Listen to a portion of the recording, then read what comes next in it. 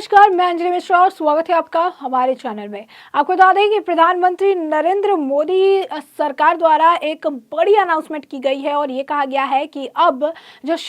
छात्र हैं वो अब करेक्टेड वर्जन ऑफ हिस्ट्री पढ़ेंगे और वो भी 26 जनवरी। न्यू एजुकेशन पॉलिसी जब से लागू होगा बीजेपी सरकार के अंडर में, उसके तहत इतिहास के पन्नों में कई सारे बदलाव किए जाएंगे और इन बदलाव के तहत जो है ऐसी चीज़ें बताई जाएंगी जिन्हें आज तक इतिहासकारों द्वारा नहीं बताया गया या फिर बहुत लिमिटेड एडिशन तक ही उसे रखा गया है। और यानी यूँ कह सकते हैं कि इतिहास के किताबों को फिर से रीपब्लिश किया जाएगा। हाल ही फिलहाल में ऐसी भी खबरें आपको बता दें कि सामने थी कि गीता वगैरह जो हमारी माइथोलॉजी है उसको भी इन सब चीज़ों में इंक्लूड किया जाएगा ताकि अपनी गौरवशाली इतिहास के बारे में बच्चों को जानकारी दी जा सके, उन्हें अपने इतिहास के बारे में पता हो। और अब आप देख सकते हैं कि नई एजुकेशन पॉलिसी के तहत जो बीजेपी की सरकार है, मोदी सरकार है, वो बड़ा कदम उठाने जा रही है और इतिहास को फिर से रीडिफाइन किया जाएगा। जिस तरीके से मुगलों को काफ़ी सुपेरियर दिखाया गया था, जिस तरीके से उनके कई सारे कारनामों को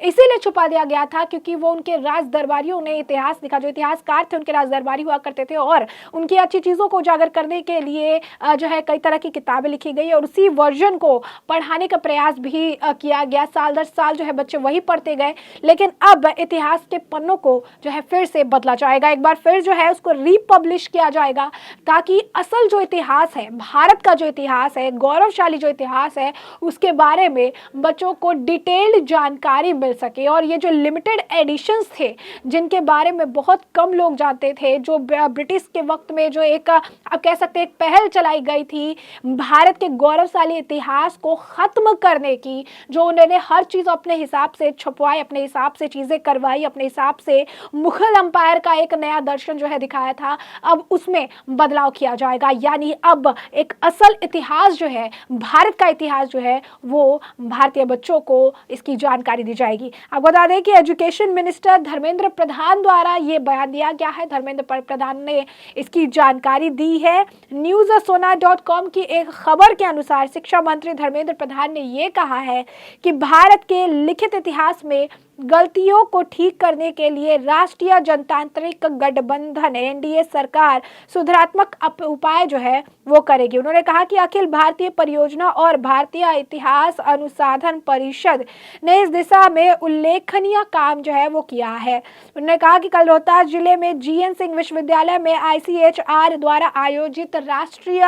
संगोष्ठी को संबोधित कर रहे थे और इसी दौरान उन्होंने भारत में लिखित इतिहास में गलतियों को ठीक करने के लिए जरूरी कदम उठाए जाने की बात जो है वो कही। शिक्षा मंत्री धर्मेंद्र प्रधान ने कहा कि मोदी सरकार हमारी गौरवशाली परंपराओं और अतीत को नई पीढ़ियों तक पहुंचाने का प्रयास कर रही है। उन्होंने इतिहासकारों और शोधार्थियों से आग्रह किया कि वो वैज्ञानिक तथ्यों और साक्ष्यों के आधार पर इतिहास लेखन में पूरी तरीके से सहयोग करे। शिक्षा मंत्री धर्मेंद्र प्रधान ने कहा कि सरकार शिक्षा के प्रसार के लिए 200 से अधिक शैक्षिक टीवी चैनल शुरू जो है करेगी ताकि इसके बारे में डिटेल और पिक्चराइज आप कह सकते हैं कि इंफॉर्मेशन जो है बच्चों को दी जा सके। Indian council of historical research और आरएसएस से जुड़े अखिल भारतीय इतिहास संकल्प योजना द्वारा संयुक्त रूप से आयोजित एक कार्यक्रम में बोलते हुए मंत्री ने कहा कि किताबें नई रचनाओं के साथ फिर से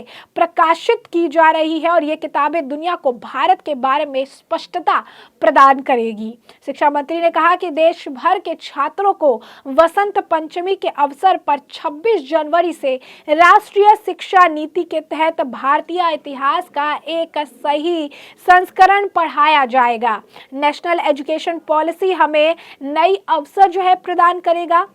जो है एनईपी में मातृभाषा को प्राथमिकता दी गई है और मातृभाषा को प्राथमिकता दिए बिना शिक्षा प्रदान करना बिल्कुल भी व्यर्थ है। हमें 21वीं सदी में भारत की प्राचीन संस्कृति और सभ्यता को एक नई वैश्विक परिपेक्ष देना चाहिए। नई रचनाओं के साथ पुस्तकें पुनः प्रकाशित हो रही है। ये किताबें दुनिया को भारत के बारे में बहुत हद तक स्पष्टता देगी। ये किताबें डिजिटल मोड में भी उपलब्ध कराई जाएगी ताकि जिसके पास जो एसेस है उस एसेस के जरिए जो है किताबों का अनुसरण वो कर सके। तब देखिए ये बड़ा कदम है, ये काफ़ी अहम कदम है। हैं मोदी सरकार द्वारा। और इसे आप कह सकते हैं कि ये खबर जब सामने आई है तो लोग लगातार इस खबर की जमकर सराहना करते हुए नजर आ रहे हैं। लोग कह रहे हैं 8 साल, ये 8 साल और ये 8 साल पहले जितने साल थे उन सभी से सबसे बेहतर थे। इसके बाद कुछ लोग पूछ रहे हैं कि अब क्या होगा उन हिस्टोरियंस का जो कि नकली थे, जिनकी नौकरी अब जाएगी, जिनकी सैलरी अब जाएगी, अब जिन्हें अब रोका जाएगा। तो ये सारी चीज़ें हैं। उन्होंने कहा कि अब मेरे कुछ लोग लिख रहे हैं कि बहुत ही बढ़िया फैसला है, मेरा रिटायरमेंट होने वाला है और मैं भी जब ये किताबें छपेंगी तो मैं भी इन किताबों को पढ़ूंगा और मैं खुद के नॉलेज को सही करूंगा कि आखिर सही चीज़ें क्या है और क्या सारी चीज़ें जो है की जा रही है। तो साफ तौर पर अगर आप देखेंगे तो ये जो उन्होंने कहा है कि करेक्टेड वर्जन जो है वो लाया जाएगा, वो भी इंडियन हिस्ट्री का, ताकि लोगों को इसके बारे में संक्षेप में, बच्चों को इसके बारे में जो है संक्षेप में जानकारी मिल सके। उन्होंने कहा कि पूरी दुनिया को ये एक बेटर क्लैरिटी देगा भारत के बारे में, क्योंकि जब हम हिस्ट्री की बात करते हैं तो आप कहेंगे कि एक गोल्डन एज था, एक पीरियड था, आर्यन का पीरियड था, एक गोल्डन एज था, एक ब्रॉन्ज एज था। और इस तरीके से हम जानते तो हैं, हम आर्यंस के बारे में तो जानते हैं, हम सिविलाइजेशंस के बारे में तो जानते हैं, लेकिन इनमें ग्लोरियस अगर आप बात करेंगे, अगर चंद्रगुप्त मौर्य की बात करेंगे अगर आप, तो उसके इस गोल्डन पीरियड के बाद की अगर हम बात करें तो ज़्यादातर मुगल अंपायर को काफ़ी प्रेफरेंस दिया गया। यानी जब भारत के हिस्ट्री की बात की जाती है तो मुगल अंपायर का चैप्टर कुछ ऐसा है जिस पर पूरी की पूरी किताब लिखी गई है, चाहे वो अकबर हो, औरंगजेब हो या फिर बाबर हो, सभी को लेकर काफ़ी डिटेल्ड आप कह सकते हैं कि पढ़ाया जाता है, क्वेश्चंस होते हैं उससे रिलेटेड। लेकिन जब हम चैप्टर्स आर्यन से जुड़े हुए बात करते हैं, जब हम अपने सिविलाइजेशंस के जुड़े हुए बात करते हैं, जब हम ये देखते हैं कि अच्छा जो इंडिया नाम है, जो इंडस वैली सिविलाइजेशन है, उससे जुड़ी क्या डिटेल है, तो आप देखेंगे कि हिस्ट्री बुक में जितने चैप्टर छोटे होते हैं उतनी ज़्यादा नॉलेज भी उससे जुड़ी हुई कम होती है। ऐसा नहीं है कि इंडस वैली सिविलाइजेशन के बारे में लोगों को पता नहीं है, लोगों को ये नहीं पता है कि इंडिया या फिर ये भारत नाम कहाँ से आया, किस तरीके से सिविलाइजेशन ग्रो हुआ। बट जो चीज़ें जो हिस्ट्री बुक की अगर हम बात करें, जो अभी आपके पास अगर अवेलेबल भी होगी, अगर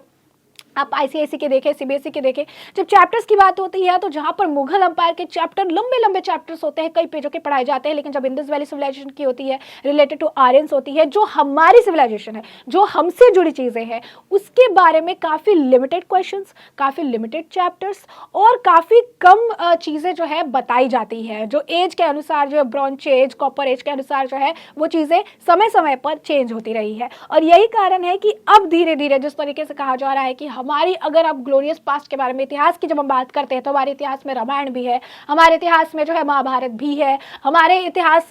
में काफ़ी ऐसी चीज़ें हैं जिसे आप कह सकते हैं कि माइथोलॉजी नाम दे दिया गया। माइथोलॉजी यानी मिथ, हम भले कहते भी है कि हमारी माइथोलॉजी है, हमारे ग्रंथ जो है चीज़ें हैं, लेकिन उसे जुटलाने के लिए भी अंग्रेजों द्वारा नाम दिया गया और वो कहा गया माइथोलॉजी। माइथोलॉजी यानी जो मिथ पर